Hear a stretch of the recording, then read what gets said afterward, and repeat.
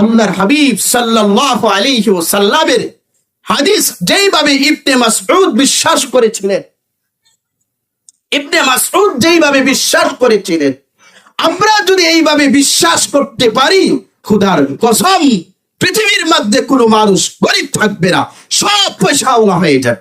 সুবহানাল্লাহ।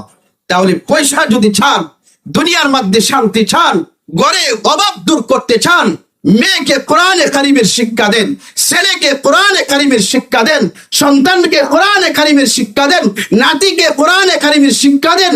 কোরআনে কারিমের আওয়াজ দিয়ে প্রতিটা ঘরকে, প্রতিটা জেলাকে, প্রতিটা থানাকে, প্রতিটা মহল্লাকে, প্রতিটা ইউনিয়নকে মুখরিত করে তুলেন। প্রত্যেকটা জায়গায় খোদার রহমত নাজিল হবে, প্রত্যেকটা জায়গা থেকে আল্লাহর গজব উঠে যাবে। আল্লাহু আকবার। জোরে বলেন আল্লাহু আকবার। আল্লাহ তাআলা আমি যে কথাগুলো বলছি, সর্বপ্রথম আমাকে যারা শ্রবণ করেছেন সবাইকে আমল করবার তৌফিক দান করেন, আমিন। সকলকে কোরআনের পাগল, কোরআনকে সম্মান আর ইজ্জত দিয়ে দুনিয়ায় চলবার তৌফিক দান করেন, আমিন। ওয়া আখিরু দাওয়ানা আলহামদুলিল্লাহি রাব্বিল আলামিন। আসসালামু আলাইকুম ওয়া রাহমাতুল্লাহি ওয়া বারাকাতুহু।